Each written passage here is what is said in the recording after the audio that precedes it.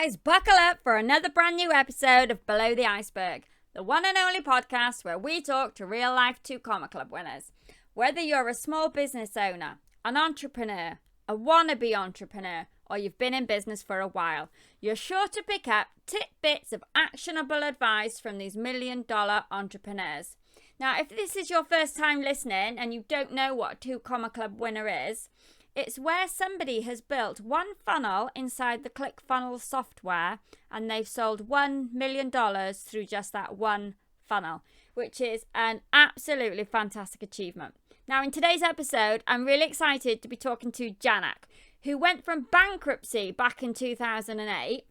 He turned down personal invitations from Russell Brunson, but now he's catapulted himself into a multi-million-dollar company. So let's dive in and find out what he does, how he managed to turn it around, and who helped him on his path to that coveted $1 million funnel. Welcome, Janak, to Below the Iceberg.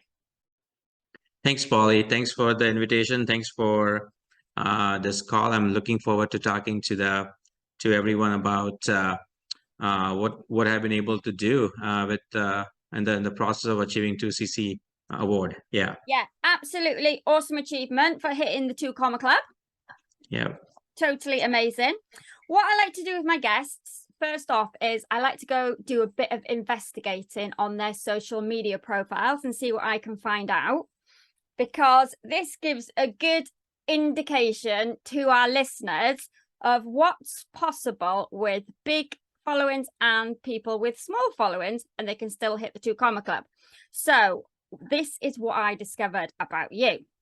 Your Facebook profile, like your personal profile, you've got 6.1 thousand followers on your personal profile. I found an Instagram account with about 75 followers. I don't know if you have another one as well, or is that just the one? Yeah, that's probably my company one, I think. Yeah, my Janak Mehta one probably, it doesn't have a lot of followers, probably close to like 800 maybe. Yeah. Right, okay, so you have another one. Your Facebook page, so the business page for your business, I've got 193.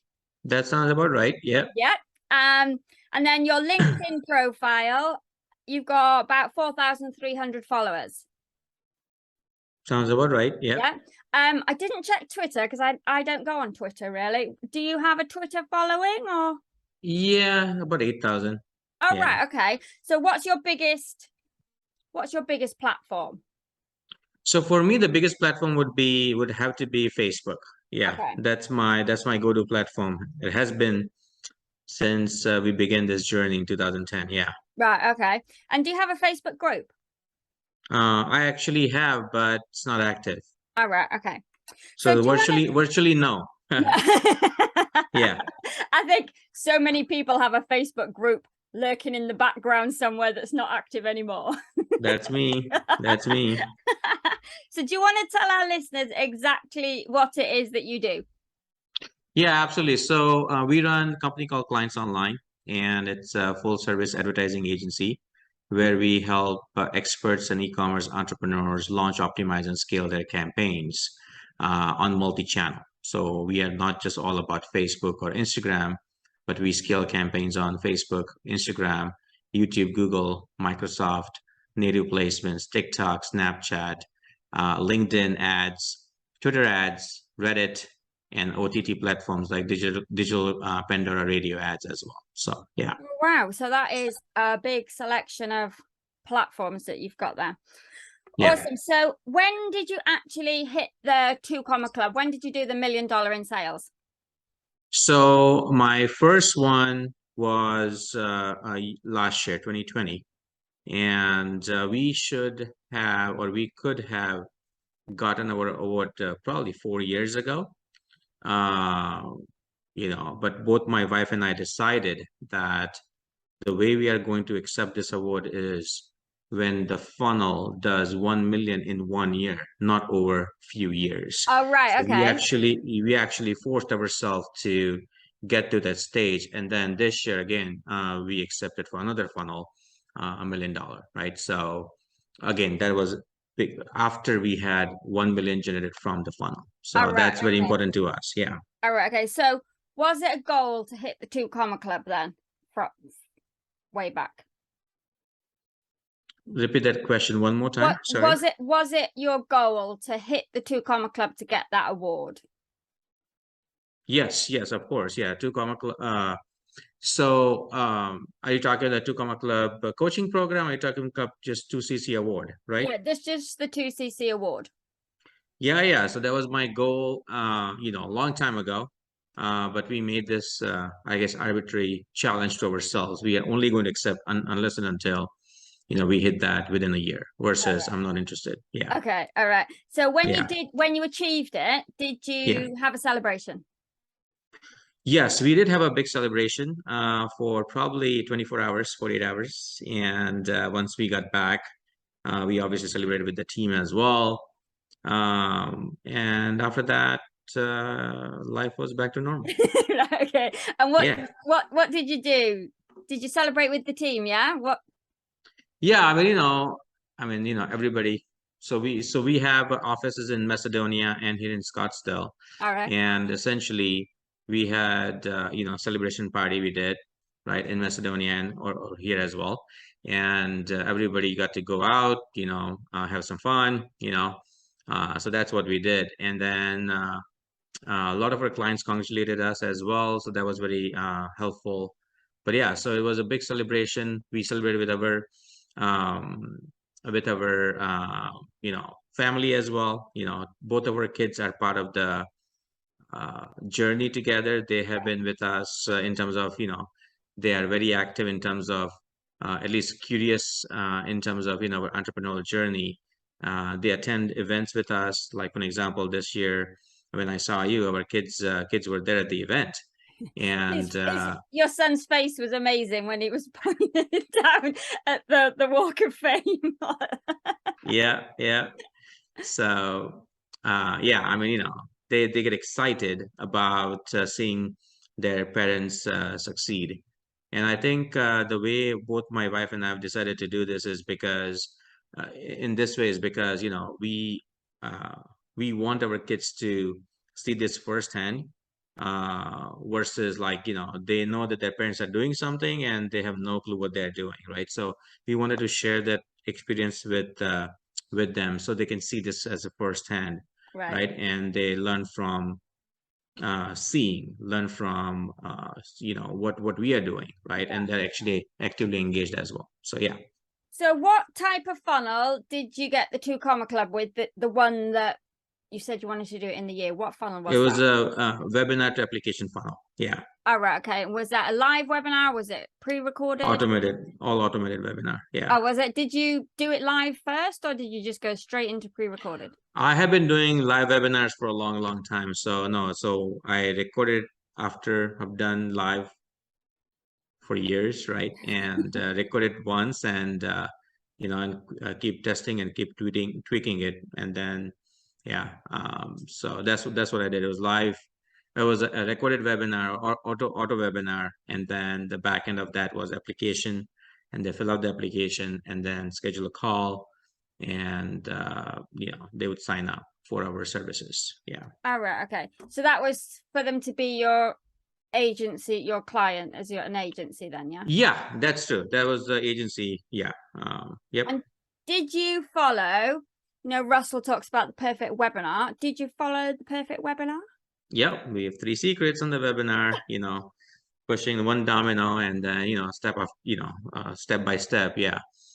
Talk about my hero's journey in the beginning. Yeah. And then I also talked about the transition where, so like, I have this picture on the webinar, the slide, I guess the slide number 46, where it's literally a girl in front of the fire hose, getting a lot of information. Yeah. And then that was my transitioning slide. And then we slide it into, okay, you have 2 choices you can do, So essentially exactly what Russell says. And Right, okay. that format, that process works phenomenally well.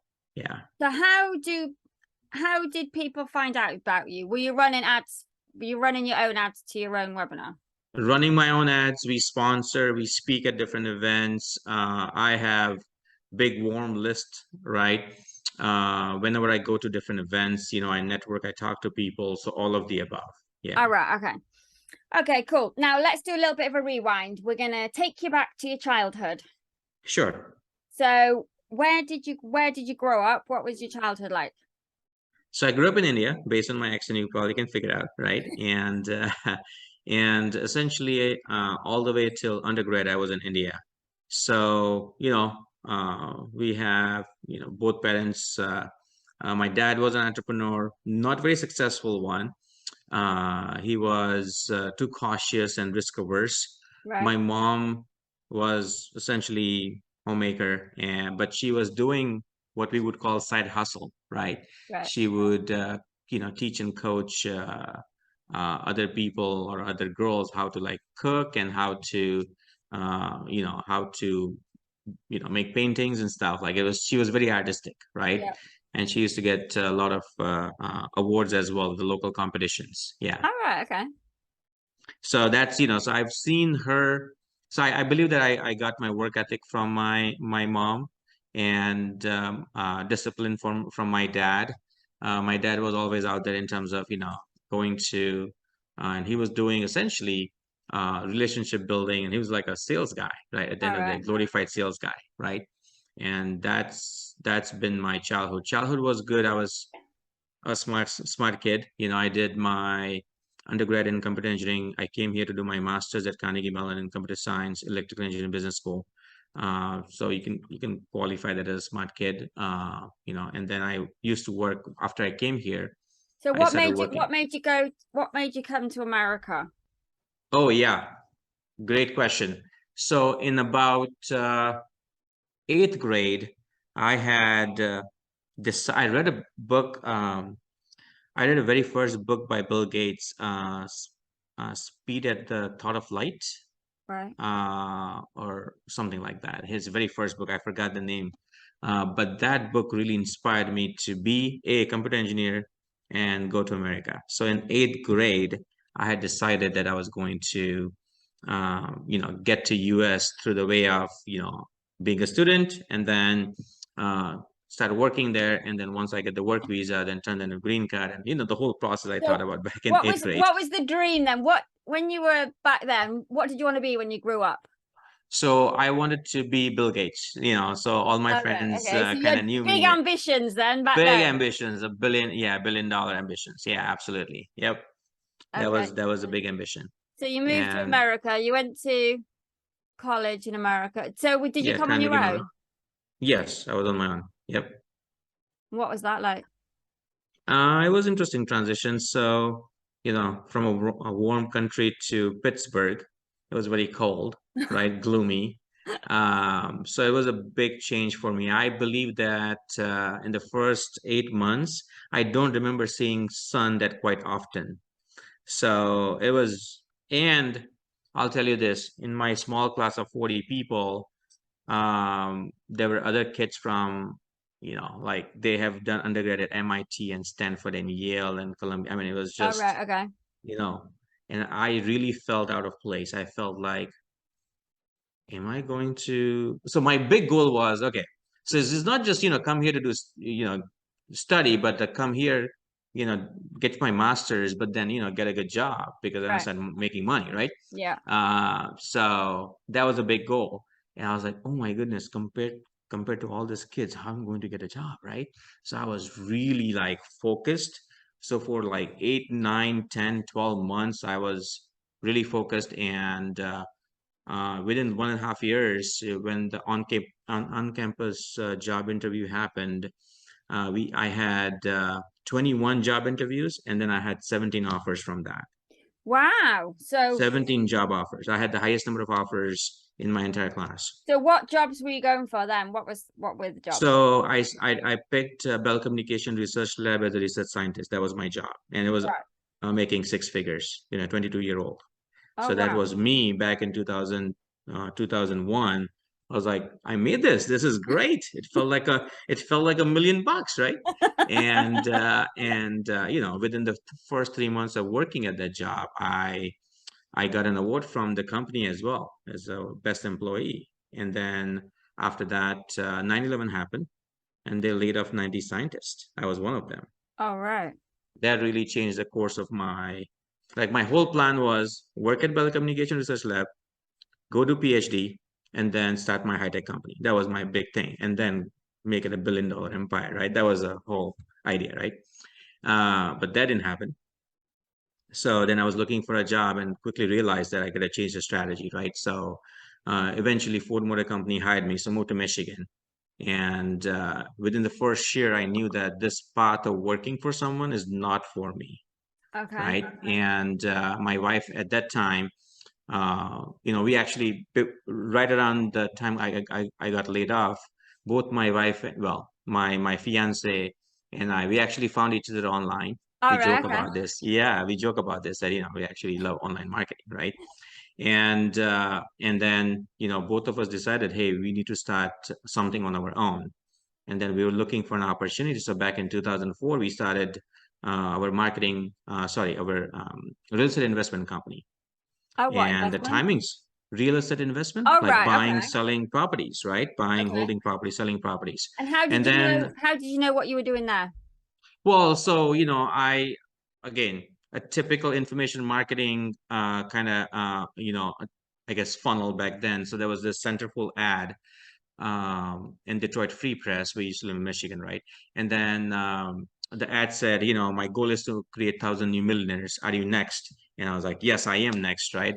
So I go to their free event, 2-hour event. From there, I sign up for the weekend bootcamp, then sign up for the coaching program, then sign up for the high level mastermind. So what Russell talks about, the ascension model, right? So I literally went through me as a client and step by step, Okay. ascended all the way up, right?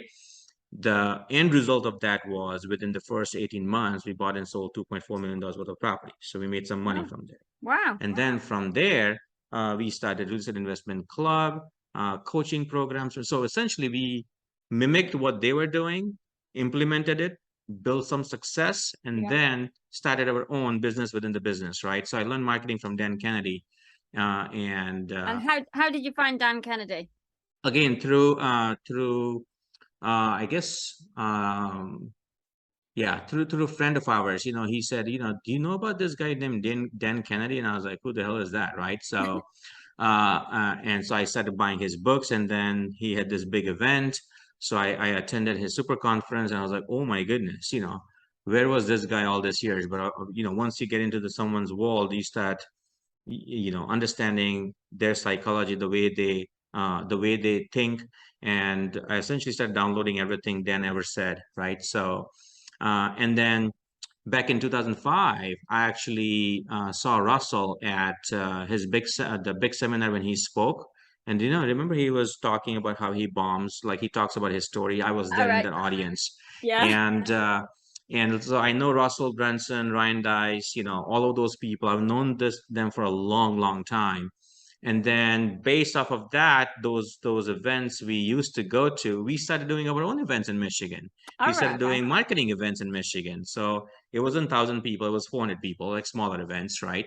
And then we would invite those speakers and then they would speak, and the same concept, right? And then the back of that, we started our marketing agency in 2007. So we have been at this for this entrepreneurial game for a while, right? In 2007, when we started our agency, we're doing online PR, SEO, website design development, all of that. All And right. then from there, we started doing paid advertising. In 2010, we, jumped on Facebook ads. By 2014, I read a book called Built to Sell. The book talked about how to productize your service-based company. All And right. there are a few books in my life that has really changed the path, right? And that one book really changed the way I was thinking about growing my business. And after reading that book, I was like, we are doing this wrong. We need to like shut everything down and just focus on one thing we are really good at, right? All right. Okay. And So and then at and that point, you were doing multiple things for people, done for yeah, your like we were services. providing different services to different industries, right? Right. Okay. And then we decided to just focus on one service, and within that, focus on, one or two niches, and that's it. Yeah. Okay. So what was the one thing you decided? How did you choose that one thing? Yeah, so out of everything we did, we asked two questions like, what's the one thing we are really good at, right? And then the second question we had asked, out of the things we are really good at, like what's the one thing which we believe that there is going to be in the next 5, 7, 10 years going to be future demand for this, right? So we ended up focusing on paid advertising, and within that, one channel, which is Facebook. So Right. 2014, we pivoted and just, went all in on Facebook, and that has, allowed us, to grow rapidly, right? We manage at this point in time, we managed over $75 million worth of ad spend combined for our clients. Right. Okay. Yeah, so that's what we've been able to do over this, last 5 to 7 years. Yeah. So and what was how did you decide on your niche then at the time of who you were going to do your ads for? Because before that, were you doing it for lots of different types of people? Listen, Polly, if you have money and a problem, we would solve it for you. That was my attitude, right? Right. Okay. There was no niche there. So obviously not the right way to grow. You make multiple six figures, but that's not, like that we were not growing the way we wanted to grow, the way Okay. I knew that I wanted to grow, right? And the potential we had. And there was nothing in there was proprietary when we were doing it that way. So, if we would not have focused on just one thing, it would have been very difficult. I don't think so. We would have be able to be here, right, at this stage. But coming back to your question about how did you decide two niches? So one niche was very straightforward, what we would call experts on information marketing niche, right? Because I kind of grew up in that. I knew the world. I've served those clients in multiple different industries, right? Yeah. So that was easy for me. And then second was my then very first hire, Victor. By the way, he's now media buying director in our company. He essentially had a lot of experience on the e-com side, the big budget, big campaigns, right? Multi-million dollar campaigns. And I was like, okay, I know this, you know this. Let's just focus on serving those two niches because we can crush it on both, right? And that's essentially what we did. We decided to serve both. And right now, if you look at all my clients, essentially we're half and half. Like we have campaigns where we are spending close to 1.25 million pounds a month. We have campaigns where we are spending, $1,000 a day, right, or $300 a day, right? So we have all sides of clients in terms Right. of who we serve. Yeah. So when did you start building your team out? So that was back in 2014 when we made a decision to go all in into one channel. Yeah. And I also had a consultant. I paid her $10,000 to interview me for 60 hours. And she literally took everything out of my head and then turned that into SOP for me. So standard operating procedure. Yeah. So essentially, then from that point onwards, I felt comfortable hiring people. It was just my wife and I. It was two-man band. I mean, two Okay. people band, right? And we had an assistant, but she was in and out, right? So we essentially like two people, and we were running multi six-figure company, which is okay, right? It's not a big deal, but we knew that we needed some support in terms of scaling and growing. And I started with, as I was saying, my first guy, Victor, and within the first 90 days, I knew that he's the guy. And I asked him, hey, can we? So he happens to be from Macedonia. I found him on Upwork, Oh and wow. I know, right? Like from Upwork, right? I had no clue about Macedonia. Like I didn't know where Macedonia was.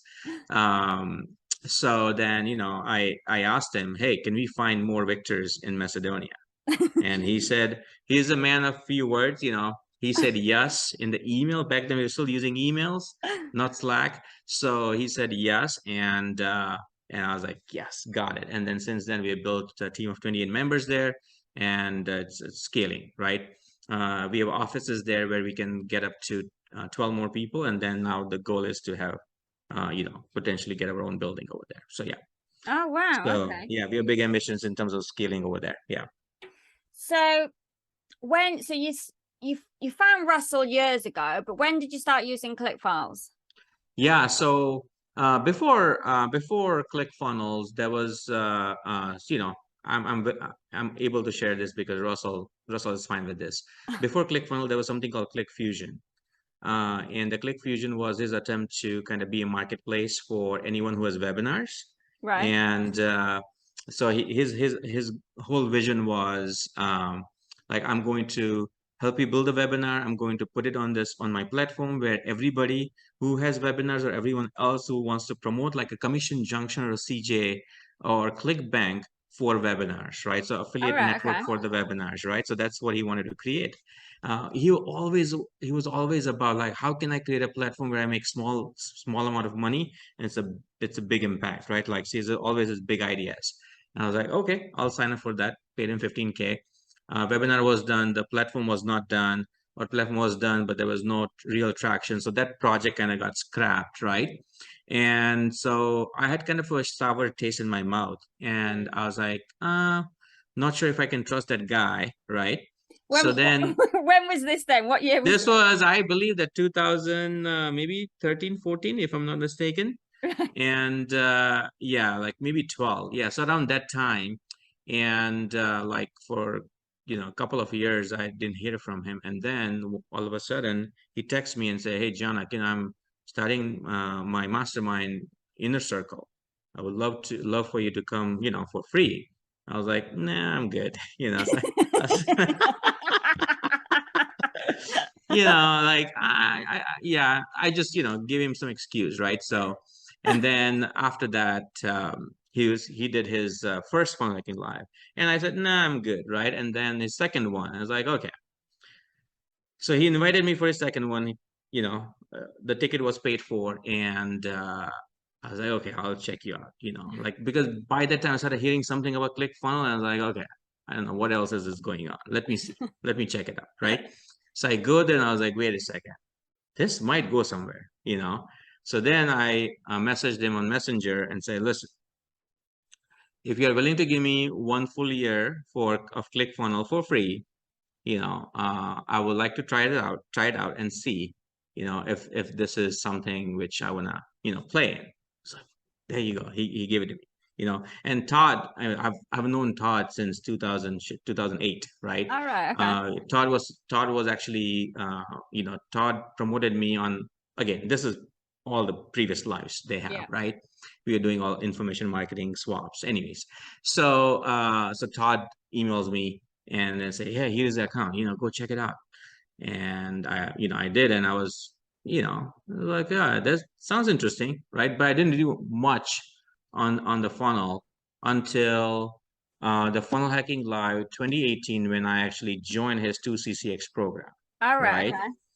And I was like, wait a second, this is huge, right? And through the program, we kind of started getting into his world and his way of thinking, and I started paying attention to, like, his entire philosophy, right? And then I was like, okay, I'll start using click funnels, and then a lot of my clients started using click funnels, so it became the natural extension of what we do. Now, Right. we don't necessarily focus on building funnels for the people. That's not where we, I guess, stand out. Where we Yeah. stand out is once somebody has built a funnel, like how to scale their funnels, right? With the traffic we drive. That's the niche we play in, right? And it's been phenomenal journey. I absolutely love Russell for what he stands for, Yeah. his family values. He's just a man of, and he's, even though bad experience happened, but he's always stood up, and then he's always tried to make me whole, right? So that was really amazing quality, from him. So, hands down, I'm client for life, I guess, right? So, Uh, yeah. What's the two CCX program like? What was it like being a part of that? So, just like what Russell does, right? So you gotta give the man a credit. He's a great marketer and sales guy, right? And he can definitely sell. So he really has created this big expectation. And then the first year was a lot of hiccups, right? Just like anything new you start. But the key thing is that is all the coaches there were phenomenal. All the people I met, they were phenomenal. I'm still into CCX program. I All could right. Okay. easily upgrade to inner circle, but I still have decided not to, because I enjoy my 2CCX tribe, right? So that's been phenomenal program in terms of the amount of information, the coaching, events we get is just, the value is just out of this world. So the first year was that. Second year there was some changes made because they were looking to sell, right, the company. And then third year they came back to the iteration we are in. And then COVID happened, right? And then it was kind of a little weird because there was no live event happening. But we stuck through it, and last year was amazing, and I'm still continuing in this year as well. So All yeah. right, okay, that's really good. What are The the biggest what are thing the if I may share one more thing there, Yeah. the biggest thing they do in the 2CCX program is they unlock the secret event, All right. and that event is the, I mean, if Russell just did that event, I would just pay him for 2C6 program, right? Because Really? that event where you can bring your kids, and for us, it's very important to have, again, our kids go through the same journey, right? So nobody else is doing that out there. Like, I belong to so many different masterminds, Yeah. but kids are not allowed. Kids are not even welcome in those masterminds, right? So that's something which I have a huge amount of respect for, what they do during that event and how they involve kids and how kids are interacting with other kids, and they're building their own tribe, they're building their own network, they're building the confidence to be able to do this right on their own. So, and our kids are 11 and 7, right? So when when they become in next 3, 4, 5, 6, 7 years, when they Yeah. become adult, I mean, it will be, they would have all this mindset experience, so that's what I'm really excited about. Yeah. So they unlock the secrets. I've heard a little bit about it. So is it for the children, or is it a family event, or is it just for the It is a children? family event, but the childrens are obviously encouraged to come. Yeah. And ages, I mean, they say the age is a bar, but they will still let your younger kids, as long as the kids are behaving, right? So you don't want to have a disruption. But I've seen some family members, they bring their, like, 2-month-old in a stroller, and then they're rocking the, I mean, that's amazing. Like, I just, but they have other older siblings right in the room. So it's Yeah. it's a family oriented event, and it's phenomenal. It's very difficult to do this. I'll tell you, I've done a lot of events myself, smaller events, not 4,000 people events, Yeah. but it's difficult to pull that off, with all these kids. It's not that, there's a noise, there's a chaos going on. You have to manage all of that, which is phenomenal. Yeah. Is it the amount of information that you get when you're in the 2CCX? Can that be overwhelming, or how do you It cope, is how do you cope with that? it is absolutely overwhelming. I believe in just-in-time learning. So let's say if we are working on a funnel, or if my client has a particular funnel challenge, right? I and if I'm not able to solve that on my own, I would, go and ask in the group. I would jump on a call with the coach, or I would ask question, to the people I've built relationship with, right? Those are the three things I do, and I focus on, and then somebody might point me, okay, go watch this module, and that's what I do. I do not, in fact, I will never ever go through, and then it's just not possible. I don't believe in, uh like, unless there's a completely new field for you, Yeah. then you go step by step. But if you have some experience, if you have done some, and if you kind of know the basics, then I believe you can go ahead and skip it and just only focus on what you need to do, the action you need to take in that moment. Otherwise, you will just be in a learning mode and not action mode. I believe in, Yeah. action mode all the time. Yeah. Yeah, definitely. That's how I usually do things. So, has there been a time where you've ever thought about giving up? Oh yeah. So between our businesses, so in 2000, so we're in real estate investment business, right? And then we started our marketing agency in 2007. And then 2008 happened. There was a big real estate market crash in the Yeah. United States. And literally all of my properties were upside down. And then they were upside down in a big way. And properties I held, they had tenants in them. And then they started losing jobs. And when you have, out of 18 properties, when you have, 14 of them, tenants not paying rent, you cannot go that long. We sustained for 1 year, like literally gave all my savings. We paid through credit card. I mean, everything was in it, right? Because we believed in this, and then we essentially, wanted to save this, right? And then when we realized that this is going to be much more longer than I can sustain, it became very obvious that we need to let it go, right? And then we had to, let go of all the properties.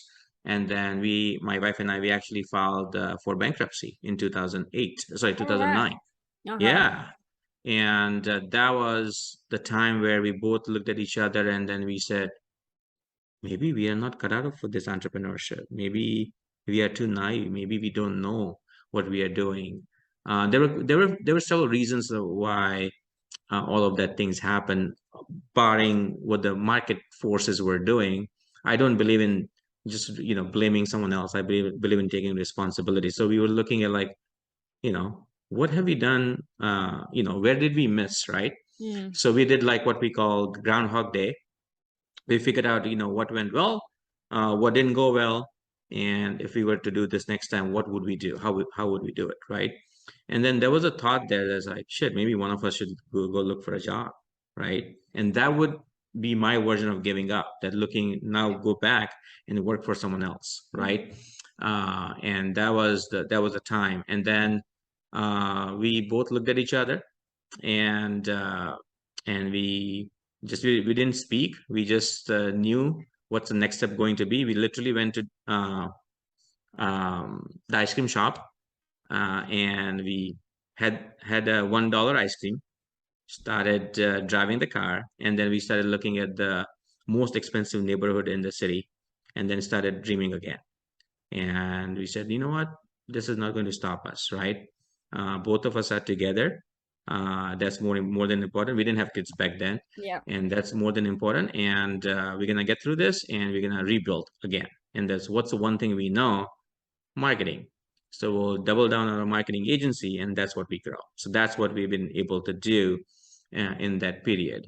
And in the marketing agency growth phase between 2008 to 2012, in 2012 there was a period where I did feel that we are not moving forward faster, and there was an opportunity for me to work at Facebook.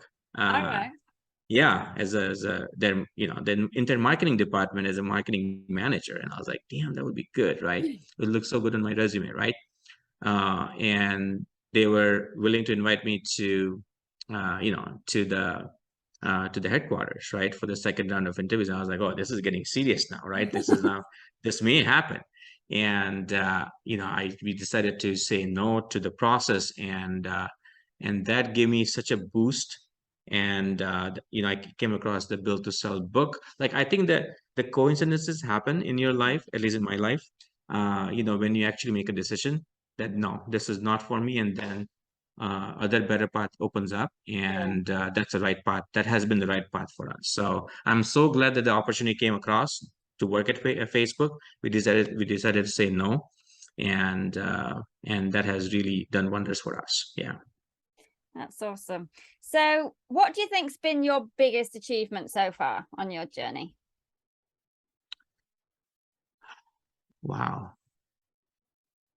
So the biggest achievement I would say is that both my wife and I are doing this together and with our kids, and doing this in a way that has built a stronger relationship with each other. And now it's a game of, okay, now we are multiple seven figures. Now can we get to the eight figures? Can we get to the nine figures? Can we get to the big B, right? We have also started buying up e-commerce brand. Last year we acquired an e-commerce brand which did $1.2 million. And I'm already thinking billions. That's awesome. I love this. $1.2 million, and we acquired it. And then, the goal is to scale that up and then exit, right? All And so right. we have started doing this as well in our business, which I never thought that would be possible. So, and I'm so proud of doing our mindset work, doing our personal development work. We've consistently, I think those are the bigger achievement. Like, when I see Janak back in 2000, 2001 versus Janak in 2022, there's a 1000x difference, right? So yeah, that's what I'm really proud of in terms of this, in this journey. Who are we becoming in Yeah. this journey? And that's what I'm. And yes, the results and the money and all of that obviously shows up. But when I started this journey, I was focusing on the money. And I think we all should be doing that, right? Like, I think it's generally for most of us starts with the money, and there's nothing wrong with it. I'll tell you that.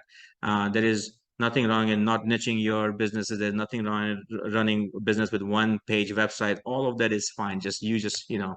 Uh, figure things out along the way. It might be a slower way.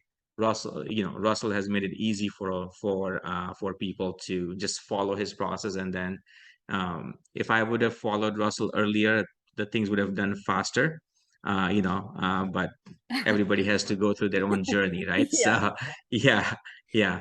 So So yeah, let's so talk that's about what about Grant Cardone? Because I know I saw those pictures of you on his yacht. Was it on his yes. yacht? So how So did you get into Grant's world? So I belong to, okay, let me kind of give you the framework first. So, my very first in the marketing industry, my very first mentor was, his name is Matt Basak, and he is email marketing ninja, but he's the one who actually pushed me to start my own agency back in 2007. And he told me, and I still to this day keep this in my heart, that Janak, sometimes you have to buy your friends. And I was like, wait a second, what do you mean buying your friends? Like, sometimes you have to, spend money to get access, so that you can actually get the shortcut in terms of A, building relationship, B, building, connections, or just getting to the right information at the right time. Right. So I was like, okay, what that means to me is like me being part of different masterminds. And I am a part of multiple different masterminds where I get to see diverse range of people. And because I was part of this mastermind called Flight Club, Flight, everyone from Flight Club is a small mastermind of 70 people. Everybody's doing 7 figure plus in that. And then they are all invited to Grant Cardone's mastermind through Pete Vargas, right? All right, yeah. And that's how I got invitation. So it was a free event for me, and it was a full day with a billionaire, right? And I'm doing quotes because obviously I've not seen his tech statement. I'm assuming he's a billionaire because he's claiming he's billionaire. So I'm assuming that that's true, right? So nonetheless, he's making way more money for sure than me, right? So when I get an opportunity to hang out with people who are the 10 step ahead of us or Yeah. 10 step ahead of me, I get excited because they're going to say one or two things which would just change my the way I'm looking at things. And in Grant's mastermind, it was about he's so big thinker, it really stretched my mind. It's like, man, I'm thinking so small. I'm thinking about, like, my one company, two company, three company. He's like building the whole empire, Right. right? And the way he's doing is with collaboration. So he stated, which I believe is true, that initially in his life when he was starting out, he's starting out for like 45 years, right? So in Yeah. the first 35 years of his life, he's claiming that he was like always about, oh, this guy has this, let me beat him, right? Not physically, but like beat him in Yeah. the business and Yeah. get more than him, right? So it was like competitive, right? Which is fine. uh but then he realized that if he would have switched the game to, okay, if he is serving that kind of audience, I'm serving this, what can we do together, right? So collaboration. Right. And that's when in the last 8 years, he's claiming that everything he's made is in the last 8 years. And he said that when he turned 51, that's when he found social media. And I was like, perfect, right? As you had in the very beginning of this call, you mentioned that I don't have a lot of following. I'm excited about it because I if without all the following I'm here, with potentially building the following, where else would I be, right? So Yeah. that really, those three things really opened up my eyes to, I was like, I'm 45 and I have at least 30 more years to go, you know to build and achieve the goals which I came to do in this country. Yeah. So on the yacht, what? were you on that? Was it all day on the yacht or was? So no, it was all day mastermind on the land, All and right. then in the evening, it was on the Party. yacht. Evening was just a party, right? You have, food and drink, All right. talk Okay. to each other, networking, yeah, all of What that. was the? Did Grant stay for the whole evening then with everybody? Yes, he did. He did. I mean, throughout the first part of the day was morning time. He spoke, and then after lunch, his partner, which he has built and scaled multiple, $100 million businesses, Yeah. and he's the one who is essentially helping people how to think big and scale. He spoke, and then Peter Vargas spoke. So different people spoke, but All right. Okay. Grant Cardone was always there asking questions, jumping in, chiming in. He was standing in the back. It was like he's right there, right? So it's kind of cool to see and be part of the room where there were a lot of people from inner circle as well. Krista Mashur was there and a couple of other people I know. Bill Allen was there as well, from, the funnel hacking live community, Yeah. right? Yeah, so it was cool to see this, top line people pretty much from the industry, right? From every different bubbles and different groups, Yeah. and hanging out with those people, and then on the top of that, learning from a billionaire was that was a highlight. Pretty Yeah. awesome. Yeah. So what's your focus for the next 12 months now then? For the next 12 months, we are doing two things. Well, three things. Number one is keep scaling our agencies, right? Building the team and building expertise, and then keep growing that. And then the second thing we are doing is we actually have started what we call B2B for other agencies. So essentially, based on the success of what we have been able to do for our retail clients, our experts and e-commerce clients, we now have amazing SOPs built for multiple different networks.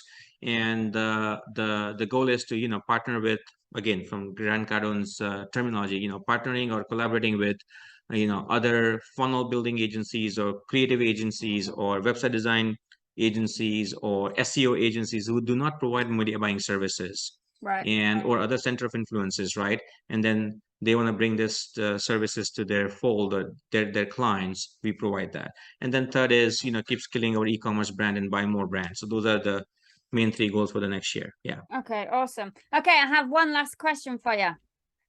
Go ahead. If you were going to be an animal for 24 hours, what would you be and why?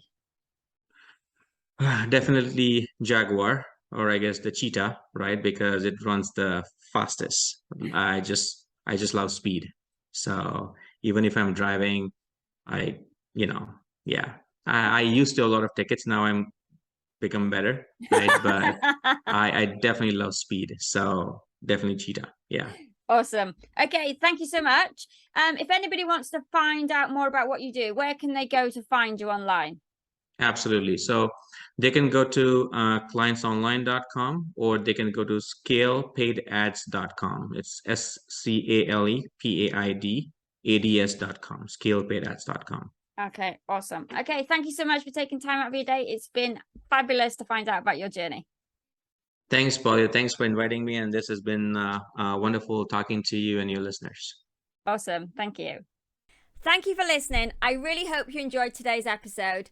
If you did, please take a moment to leave us a 5-star review and subscribe to the podcast on your podcast software. It really helps us rank the podcast and get more listeners.